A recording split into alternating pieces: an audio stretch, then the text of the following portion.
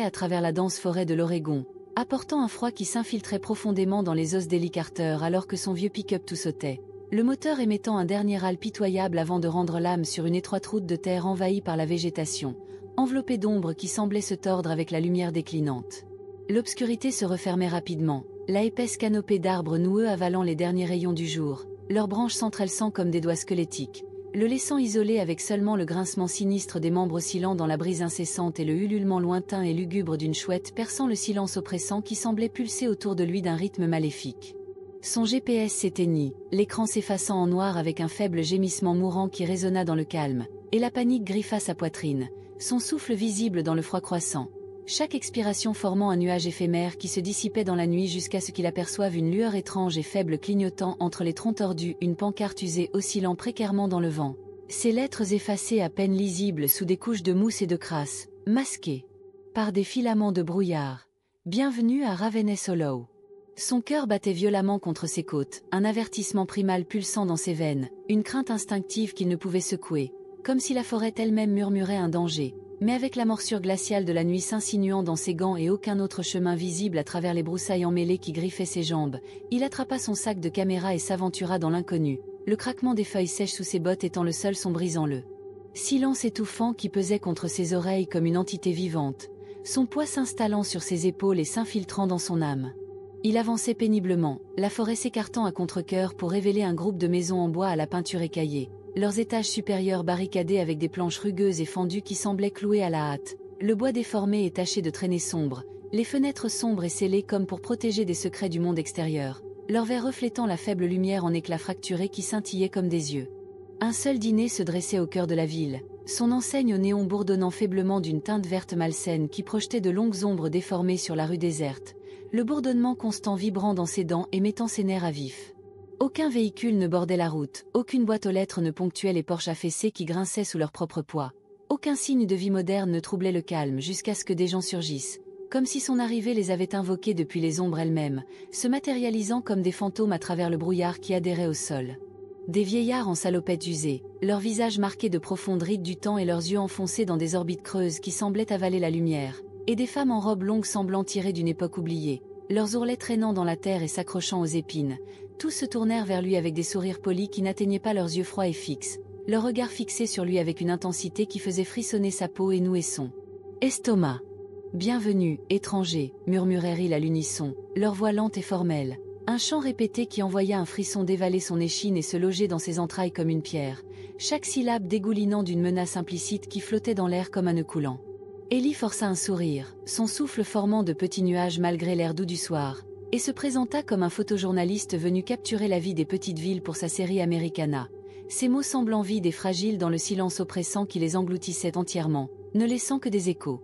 Ils hochèrent la tête, trop gentils, trop silencieux, leurs regards s'attardant sur lui comme s'ils l'évaluaient, leurs murmures se fondant en un refrain sinistre et unique. « Vous êtes le premier étranger que nous voyons depuis des années », la phrase répétée par chaque voix, un cœur qui résonnait contre les maisons silencieuses et vibrait dans son crâne. Cette phrase s'ancra dans son esprit, tournant en boucle alors qu'il se déplaçait dans la ville, l'air épais et lourd pesant contre sa poitrine comme une main invisible déterminée à le retenir, sa pression augmentant à chaque pas jusqu'à ce qu'il sente qu'il pourrait étouffer. Il remarqua immédiatement les bizarreries, chaque maison avait ses étages supérieurs barricadés, le bois cloué de manière désordonnée, certaines planches fendues comme si elles avaient été arrachées et remplacées précipitamment, les clous rouillés et irréguliers, striés de ce qui aurait pu être du sang dans la faible lumière filtrant à travers les arbres.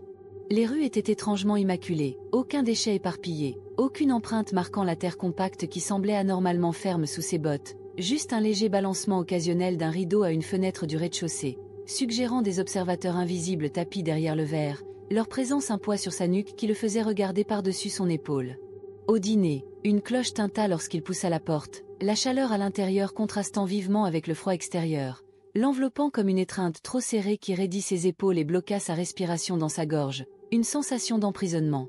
Le propriétaire, un homme maigre aux cheveux gris et à un sourire trop large s'étendant sur son visage émacié, l'accueillit d'un signe de tête, ses yeux brillants d'une lueur indéchiffrable, une étincelle de malice cachée dans leur profondeur qui accéléra le pouls d'Ellie. « Asseyez-vous, asseyez-vous. J'ai juste ce qu'il vous faut. » Avant qu'Ellie ne puisse même penser à commander, une assiette glissa devant lui, un grillé de cheese avec de la soupe de tomate, le repas exact que sa mère préparait les jours de pluie chez lui, l'odeur déclenchant un flot de souvenirs d'enfance qui entrait en collision avec le décor surréaliste, l'arôme se mêlant à une légère puanteur de moisi. Son estomac se noua, une draide froide s'y accumulant comme de l'eau glacée, un pressentiment qu'il ne pouvait ignorer. « Comment avez-vous su » demanda-t-il, sa voix se coinçant dans sa gorge, rauque de suspicion et de peur qui griffait ses entrailles. Le sourire du propriétaire ne vacilla pas, ses dents trop régulières, trop blanches, brillant comme des os polis dans la lumière vacillante. « Une chance, mon garçon. Vous êtes le premier étranger que nous voyons depuis des années. » La répétition fit frissonner sa peau, une sueur froide éclatant sur sa nuque, coulant le long de sa colonne vertébrale en ruisseau. Mais il mangea, la nourriture ayant un goût étrangement familier mais faux, comme un souvenir déformé en quelque chose de sinistre, le fromage collant à sa langue avec un arrière-goût de cendre et de pourriture qui persista longtemps après qu'il l'eut avalé. Il sortit son appareil photo, prenant des clichés du sol à damier, ses carreaux fissurés et tachés de traînées sombres indéfinissables qui luisaient humides, du jukebox poussiéreux bourdonnant faiblement dans un coin avec une mélodie qu'il ne reconnaissait pas, ses notes discordantes et hantées semblant s'infiltrer dans ses os, et du mur couvert de photographies fanées qui semblaient le fixer avec des yeux accusateurs, leur sujet figé dans des poses qui paraissaient mises en scène. C'est alors qu'il se figea, son objectif oumant sur une photo, un jeune homme avec son propre visage, debout près de la pancarte d'accueil, datée de 1993, les bords de la photo jaunis par l'âge et se recroquevillant comme des feuilles mourantes. Ses mains tremblèrent lorsqu'il réalisa qu'il n'avait que 32 ans, né cette année-là. Comment pouvait-il figurer sur une photo de décennies plus tôt, à une époque où il n'était qu'un nourrisson emmailloté dans les bras de sa mère et inconscient du monde? Le propriétaire jeta un coup d'œil, son sourire inchangé, un masque cachant quelque chose de plus sombre, ses yeux se rétrécissant légèrement comme s'il lisait les pensées d'Ellie. Oh, ce n'est qu'un vieux souvenir. Doit y avoir une erreur. Mais le cœur d'Ellie battait la chamade, son esprit tourbillonnant de questions qu'il ne pouvait exprimer, l'image se gravant dans ses rétines, un fantôme de lui-même le fixant avec des yeux vides et aveugles. Il glissa la photo dans sa poche, le papier craquant sous ses doigts tremblants, et sortit dans la nuit, le silence de la ville l'enveloppant comme un linceul, les ombres des maisons semblant se pencher plus près à mesure qu'il passait, leurs contours se déplaçant dans le coin de son œil, comme vivant et traquant chacun de ses mouvements avec une intention malveillante. Le lendemain, il décida de creuser plus profond, errant avec son appareil photo autour du cou, son poids une maigre consolation face à l'inquiétude croissante qui rongeait ses entrailles comme une bête affamée, interrogeant les habitants sur la photo, les maisons barricadées, tout ce qui pourrait démêler le mystère de cet endroit et offrir une issue au piège qui se refermait autour de lui. Ils étaient évasifs, leurs murmures se transformant en marmonnements doux lorsqu'il insistait, leurs yeux s'écartant comme des animaux effrayés pris au piège, leurs visages pâlissant sous son examen comme si ces questions déchiraient les couches de leur façade. Juste de vieilles traditions, dit un vieil homme, soulevant son chapeau d'une main tremblante, sa voix se brisant comme du bois sec sous la pression. Mieux vaut ne pas s'attarder, ajouta une femme, sa voix comme une berceuse avec une pointe cachée, son sourire trop tendu, ses lèvres tremblant au coin comme retenant un cri sur le point d'éclater. À l'épicerie générale, une vieille femme lui tendit un pain, ses doigts froids effleurant les siens avec une touche prolongée qui fit frissonner sa peau et tressaillir son estomac, ses ongles jaunis et irréguliers, encroûtés de terre qui s'effritaient sur sa main. « Restez un peu » murmura-t-elle, son sourire s'élargissant de manière anormale, révélant des gencives qui semblaient se rétracter, exposant des dents trop longues et tordues, tachées par l'âge. Il hocha la tête, une inquiétude se levant dans ses entrailles comme un serpent prêt à frapper, ses anneaux se resserrant à chaque respiration, une pression qui faisait mal à sa poitrine, et continua son chemin, le pain semblant lourd et humide dans son sac, comme s'il portait le poids de la ville elle-même, sa croûte molle et souple sous sa prise, laissant une légère traînée de quelque chose de sombre et huileux sur ses doigts qui refusaient de partir. De retour au dîner, il examina à nouveau le mur de photos, son image le fixant en retour, plus jeune, inconscient, flanqué des mêmes habitants souriants qui le regardaient maintenant quotidiennement avec ses yeux vides, leur regard le suivant comme des prédateurs traquant une proie à travers une haute herbe. Un frisson remonta le long de sa nuque, le poussant à trouver des réponses, à se libérer de ce cauchemar qui se refermait à chaque heure qui passait, son emprise se resserrant comme un étau. Derrière le dîner, il repéra une vieille cabine téléphonique, sa peinture s'écaillant comme une peau morte, des vignes rampant sur sa base comme des doigts agrippants, le cordon pendant comme un nœud coulant, oscillant doucement dans l'air immobile qui semblait chargé d'anticipation. Sur une impulsion, il souleva le combiné, un bourdonnement bas emplissant son oreille, suivi d'un crépitement statique qui fit se dresser ses cheveux et lui donna une douleur sourde dans les dents pulsant au rythme de son cœur. Puis une voix murmura, basse et urgente, son ton rauque et désespéré, à peine audible par-dessus l'interférence qui hurlait comme une banshee. « Partez avant qu'il ne vous nomme. La ligne s'interrompit, le silence assourdissant, brisé seulement par le bruissement des feuilles dehors, un son qui semblait maintenant porter une menace, un avertissement tissé dans le vent qui caressait son visage de doigts froids. Ellie lâcha le téléphone, sa respiration courte et saccadée, les mots résonnant dans son crâne comme une cloche d'alarme sonnant son destin, chaque tintement un clou dans son cercueil. Qui était-il? Que signifiait le fait d'être nommé? Et que lui ferait-ce dépouiller son identité, lier son âme? La forêt semblait se pencher plus près, ses ombres bougeant comme si elles écoutaient, l'air devenant plus froid autour de lui, une légère brume se formant à ses pieds, ses tentacules atteignant ses chevilles comme des mains avides. Cette nuit-là, il dormit dans une chambre au-dessus du dîner, le seul endroit où on lui avait permis de rester. Le grincement du lit sous son poids un rappel constant de son isolement, chaque gémissement du cadre résonnant dans le silence comme un cri d'aide resté sans réponse. La fenêtre barricadée laissait passer de légers courants d'air qui effleuraient sa peau comme des doigts froids, leur toucher s'attardant avec une insistance moite, et les murs semblaient pulser d'un rythme faible qu'il ne pouvait expliquer. Un battement qui n'était pas le sien, devenant plus fort à chaque minute jusqu'à noyer son propre pouls. Il rêva d'une ombre massive planant dehors, ses bords flous et indistincts, le regardant à travers les arbres, des yeux rouges brillants comme des braises dans l'obscurité, leur éclat transperçant le brouillard d'une lumière surnaturelle qui se gravait dans son esprit. Un murmure glissa dans ses pensées. « Tu es chez toi maintenant », son ton à la fois apaisant et menaçant, s'enroulant autour de sa conscience comme un étau, serrant jusqu'à ce qu'il sente sa raison lui échapper comme de l'eau. Il se réveilla en sursaut, la sueur froide trempant sa chemise, collant à sa peau comme une seconde couche qui le glaçait jusqu'aux os, la pièce silencieuse mais vivante, un léger bruissement émanant des murs comme si quelque chose y respirait, son souffle chaud et humide contre sa joue, portant l'odeur de moisissure et quelque chose de plus fétide, une puanteur de pourriture qui le fit octer. Il serra son appareil photo, la sangle en cuir étant la seule encre à son ancienne vie, ses doigts traçant les rainures familières tandis qu'il tentait de calmer son pouls effréné, l'objectif froid contre sa paume, sa surface glissante de sueur, un lien dans l'obscurité. Le matin arriva, gris et lourd, le ciel une couverture de nuages qui semblait peser sur la ville avec une force palpable, un poids rendant l'air épais et irrespirable, et Ellie fit ses bagages pour partir, la route hors de la ville l'appelant avec la promesse de liberté, son chemin de terre un lien vers le monde extérieur, une faible lueur d'espoir dans la pénombre menaçant de l'engloutir tout entier.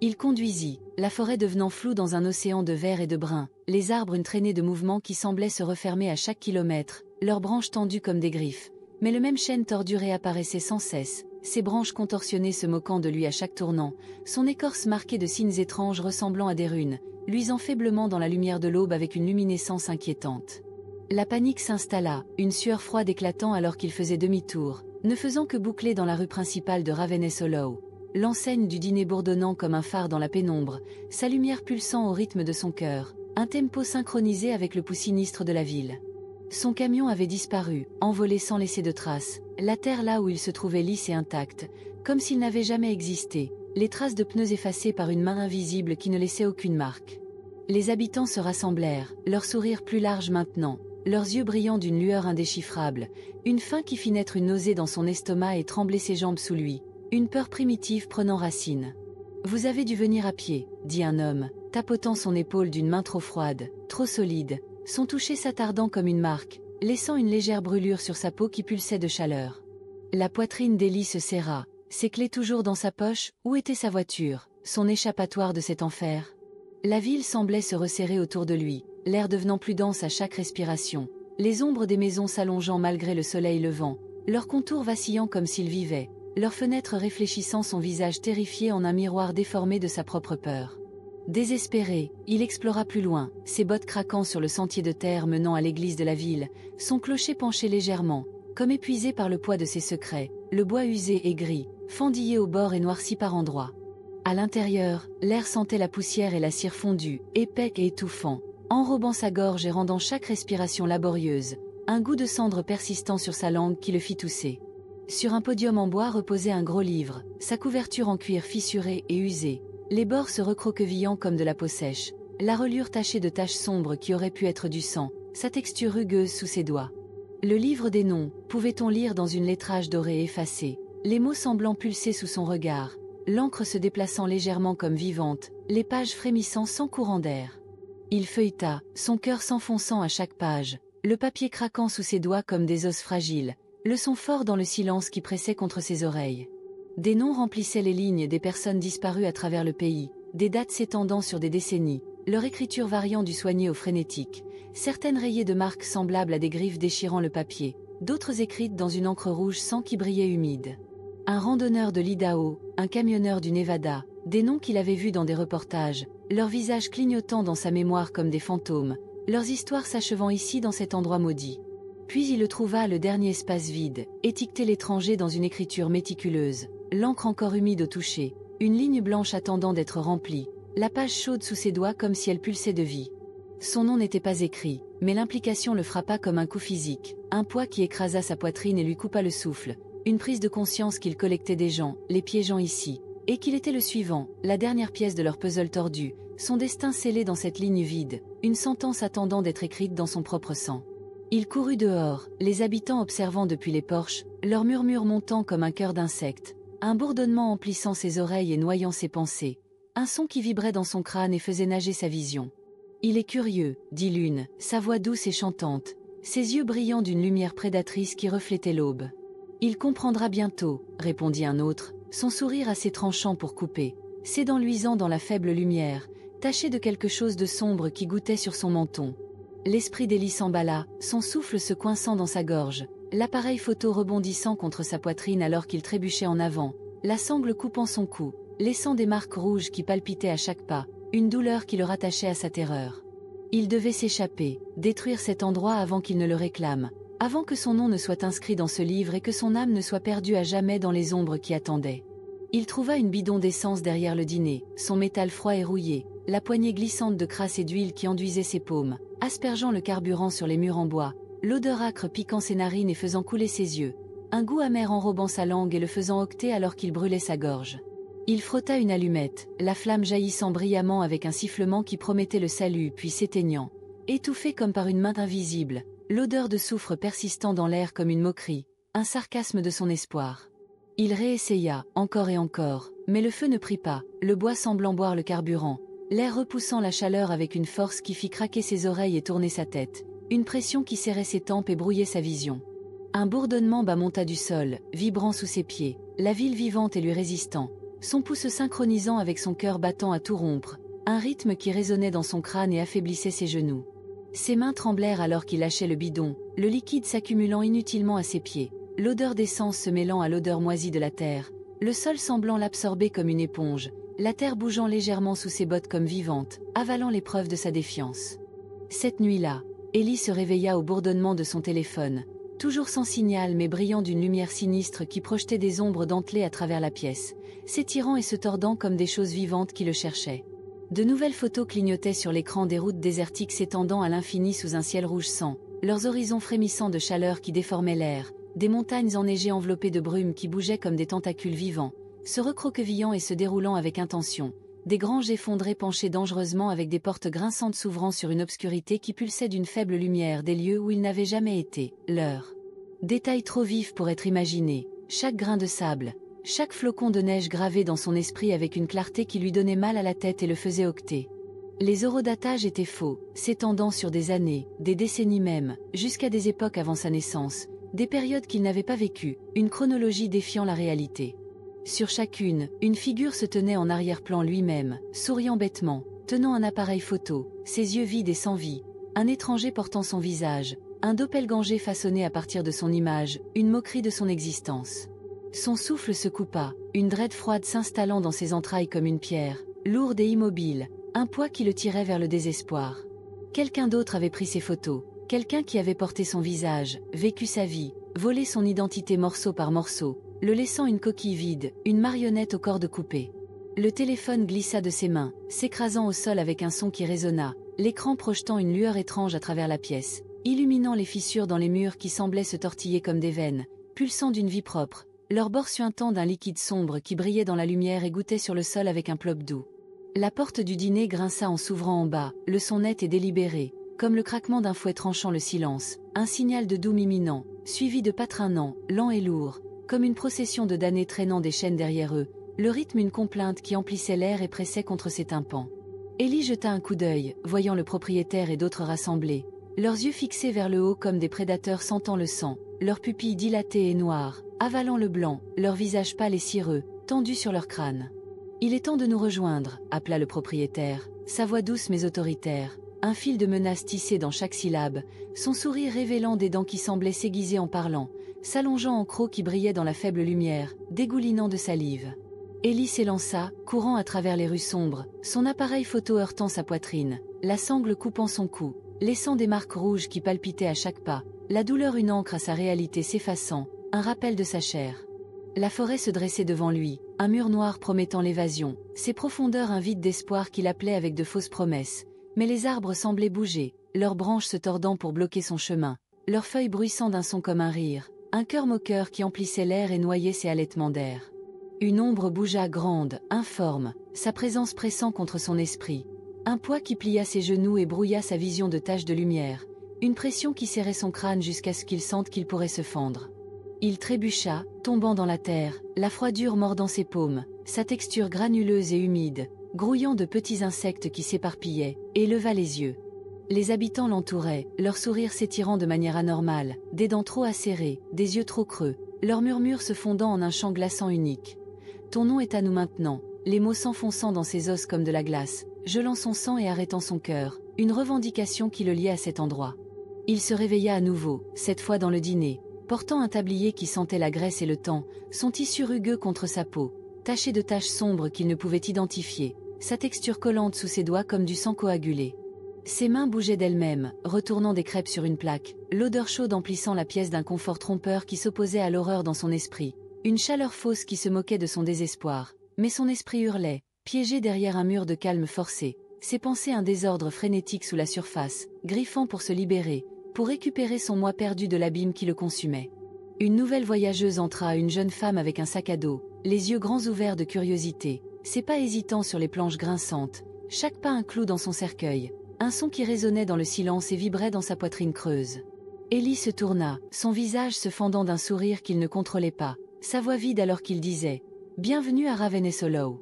Vous êtes le premier étranger que nous voyons depuis des années. »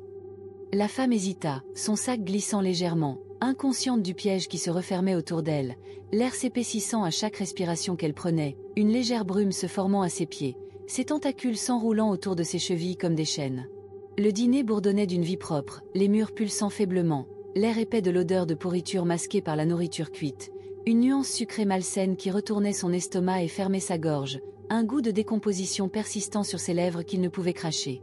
Dehors, la forêt observait, ses ombres s'allongeant, leurs bornettes contre l'aube grise, attendant avec une patience qui semblait éternelle, un prédateur guettant son heure, sa présence un poids sur son âme qui le tirait plus profondément dans les ténèbres.